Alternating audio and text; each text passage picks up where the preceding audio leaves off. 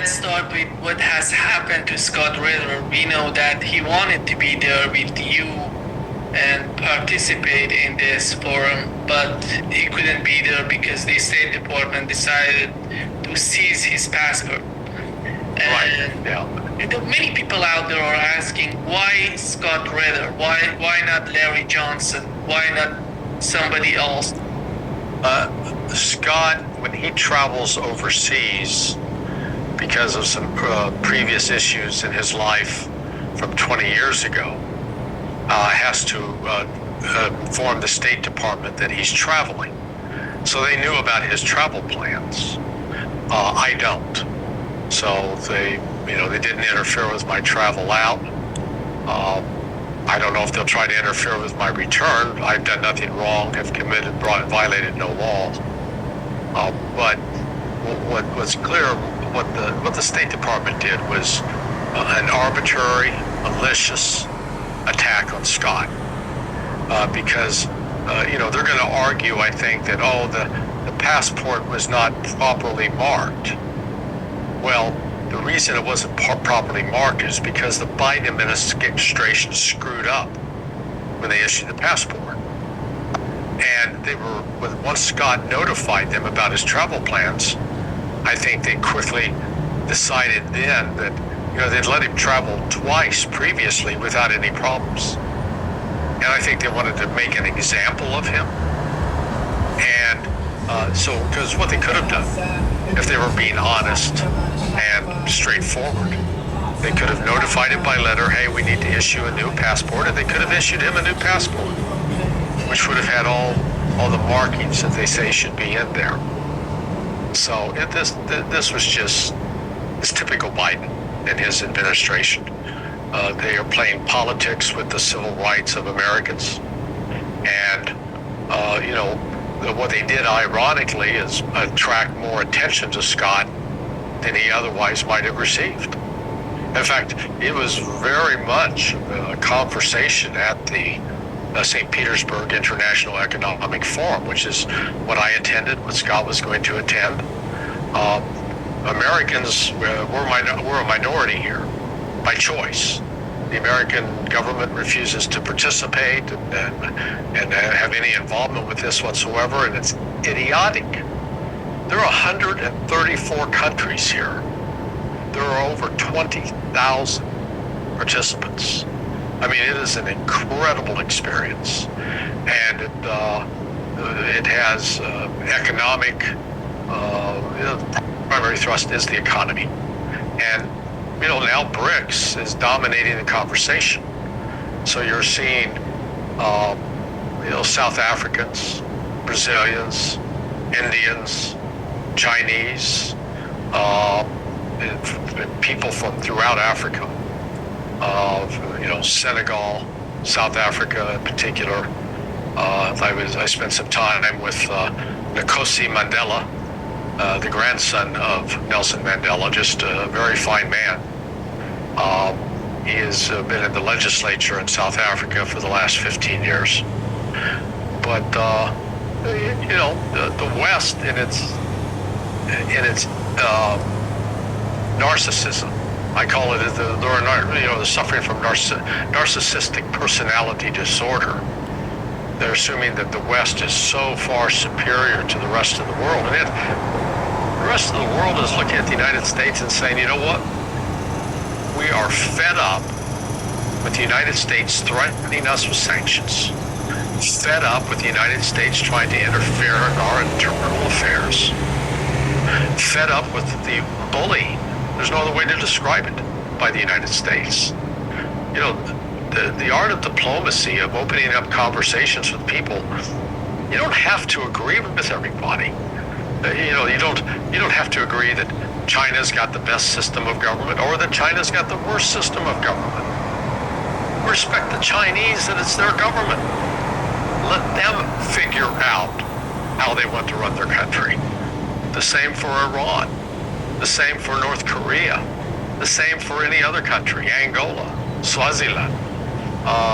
It is up to each country to determine, or should be, to be able to determine their fate. and their path forward. And what they receive in Russia at this International Economic Forum is a platform of respect where they're not being talked down to. They're not being patted on the head like little brown people and asked to, go fetch us a cup of coffee. They're being treated as equals, and they really value that. And that's what the West is missing out on. The West is cutting itself off from the rest of the world. Think of it this way. Right now, the top 4 economies in the world, measured in terms of what's called purchasing power parity. So gross domestic product, they measure it in terms of if you make $100, what can you buy with that $100? Well, when you rank economies based upon that, what you discover is the top 4 economies are China, the United States, India, and Russia.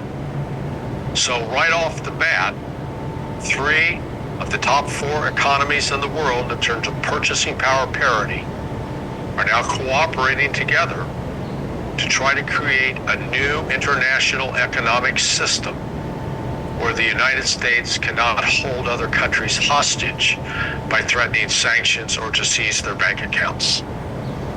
The State Duma member Leonid Slutsky, he said, Alright, let's face it, these folks.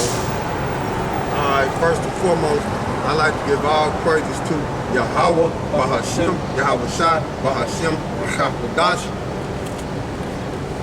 Double honors to the elders apostle GMS who rule well. Salute you brothers that's pushing this word.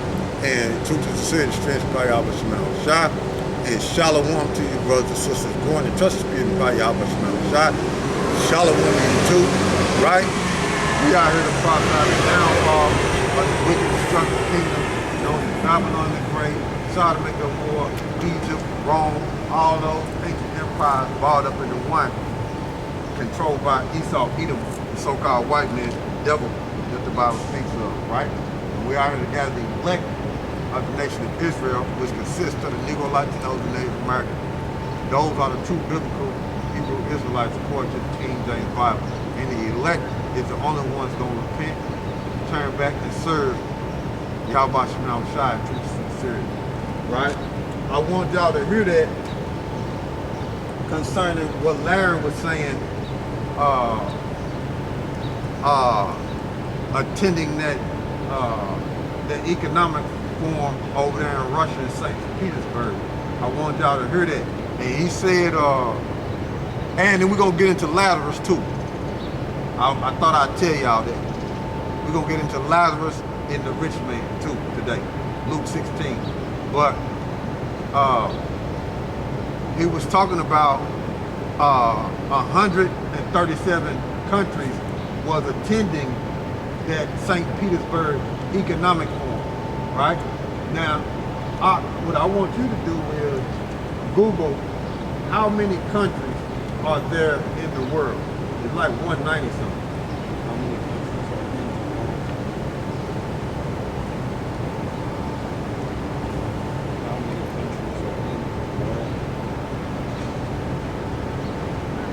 What did it say? 195. Yeah, 195, right? So Larry was saying over there in St. Petersburg, he said 130 was attending it, countries. It's only 195 in the world. You see? So that means 65 was not attending. Okay? Because that will add up to 195. You add 60 to that 130. You see? So that means 65 countries was not attending and 130 countries was attending that economic forum over there in St. Petersburg. So who has more influence in the world now? You know, Russia? Contrary to popular belief. See, over here they can paint the picture all they want. Okay? But the world is changing, man. The world is changing for war, man. And you got Vladimir Putin spokesman, right? Dmitry Peskov, okay? They was talking about the situation with Scott Ritter because he got turned around because he was supposed to attend that economic forum in St. Petersburg over there in Russia. Scott Ritter, but he got turned around. And Dmitry Peskov, which is part of the Duma, the Russian government, and he's a spokesman for Vladimir Putin, and he was calling the United States an enemy of the state. That's how them Russians is talking over there. Okay? That's in the news. Then you got another thing in the news, you got concerning the Iran president. Now you got Ahmadinejad done registered to run for Iran's presidency. So Ahmadinejad, concerning them gutter rats, it ain't looking good. Iranian president Ahmadinejad, he was never in agreement with them gutter rats over there. Okay? He was never in agreement with them, and he know they not the real. He know they not the real people of the book, meaning the Bible. He know that. They just said it publicly. Okay? So he's he's registered to run for president of Iran again. So that's in the news. Turkey is in the news. Now, I was watching the video and I had got cut off. Somehow the video got cut off when I was talking about Turkey last week. When I was talking about the ethnicity in Turkey. Turkey, you got Caucasians there. You got, they come from the Caucasus Mountains. You got Arabs there, okay? And then you got the Kurds. Kurds, the population, the Kurds is the biggest population in Turkey, okay? And the Kurds go back to Elam, which go back to the, which are descendants, Elam, okay? And the people of Iran are descendants of Elam. So the Kurds, they are Persian. So the biggest ethnic group in Turkey are Persian, East Indian. Okay? Now, Turkey went over to Beijing and was talking about joining the BRICS. Okay? And they desire to join the BRICS, but they've been trying to get in the European Union, but you know, Turkey is Muslim. And you know, they've been shunning Turkey for so long to get in the European Union. So Turkey looked at it like, look, this is the best deal for us to turn to the BRICS. Everybody's going that way, man. Going far east, man. You see, everybody's going that way. So America in the West, all right, America in the West, right, and other European countries, they think they still got it, man. They think they still got the masses of the 195 countries under their influence, which is over with. Because as Larry was saying concerning that economic forum in St. Petersburg, Russia, 130 countries was attending it. And they were listening to Vladimir Putin. Now you got Vladimir Putin sending warships, right? You got Vladimir Putin sending warships to Cuba and Venezuela. And they gonna practice war games, okay? In Cuba and in Venezuela, right in America's backyard, okay? Then Vladimir Putin said, because Joe Biden have given Ukraine the green light to strike, you know, in Russia with their military hardware that America's giving Ukraine. And Russia's saying, look, we're gonna mirror y'all. Okay? That's what Vladimir Putin is saying. Look, we're gonna mirror y'all. Okay? What y'all plan on doing to us, we're gonna do to the West. And then he also said during the nuclear exchange, if we bomb Europe, America's not going to help Europe. That's what Russia said. That's what Vladimir Putin said. America's not going to help Europe. You see? But the Most High, if they don't put in the mix of all their conversations, it's going to make it happen, man. Right. This war going to be worldwide, man. Okay? It's going to be worldwide, and YAHAWASHI going to make it happen because YAHAWASHI want his people out of this condition. He will not resign to be in this situation forever, man. He want his people back on top and ruling. The laws are not in the park. Right?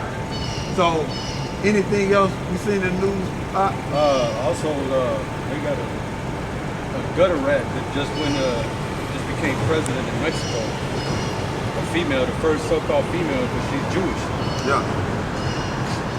So she's a gutter rat. But also, America is threatening her concerning the resources, because the former president was, allowing the resources to benefit the people. So she is being threatened concerning carrying that on for the resources to benefit the people. She's being threatened behind that. I forget the name of the article, but let me see. The ad in there.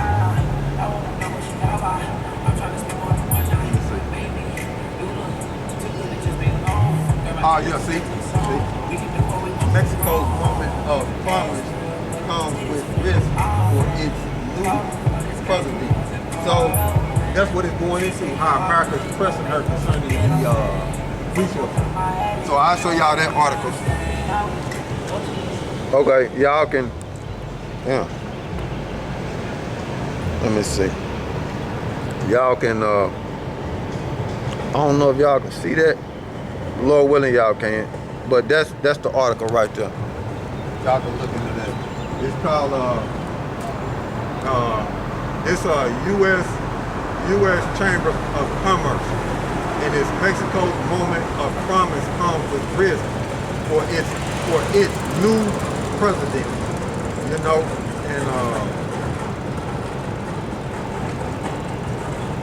let me see. Voters across the world are holding elections this year, but the U.S. business community has a particular interest in Mexico, which is changing leadership at a moment of both great economic promise and significant challenges for the country. So when you look into that article, they tell you, saying talking to her about, the upcoming difficulties that they're gonna, they're gonna press it. Concerning the resources, they're gonna press it because they want that lithium out of there. With the lithium used up for batteries. And what's funny though is that there was 36 candidates that were trying to become president, and all 36 of them were killed. Out of there. Out of there. The last candidate that was going against her. Repeat that again, brother. There was 36 candidates that were going for the to be president right. in Mexico, and all 36 of them were killed. And the last one was the day before she got elected. The last one that was going against her got killed also. See that? So that's in the news. Some of y'all didn't know. I didn't know that. The water for the info, brother. Water for the info. But that's what's going on in the news, man. Things like that you need to be aware of concerning the downfall of Babylon the Great. Right? And Vladimir Putin, them say they read it, man. And Dmitry Peskov, which is a secretary, called United States an enemy, man. Okay? And he's part of the Russian government, the Duma. He's part of it. He's the spokesman of Vladimir Putin, the secretary. So that's what you got, man. out there. But we're gonna get in the Luke, right? See what we got there in Luke.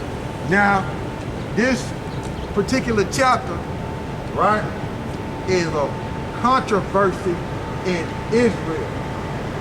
And I had to get in. I couldn't take it. I had to get in it. I couldn't take it. I was itching. I was itching to get in it. I couldn't take it. So, here we go. Let's see what YAHAWASHI was saying concerning Lazarus and the rich man. Let's see. And we're going to bring out these precepts, right? And we're going to see what we come up with concerning the end game, or what YAHAWASHI was saying in this parable. Okay? So give me what you got, Doc. The top, Lazarus, rich man. Whatever verse start with the rich man. Okay. And I ain't forgot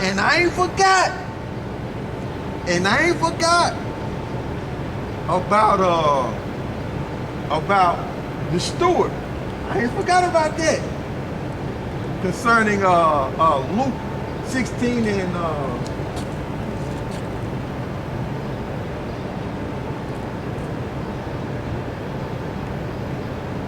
I ain't forgot about Luke 16 and 8.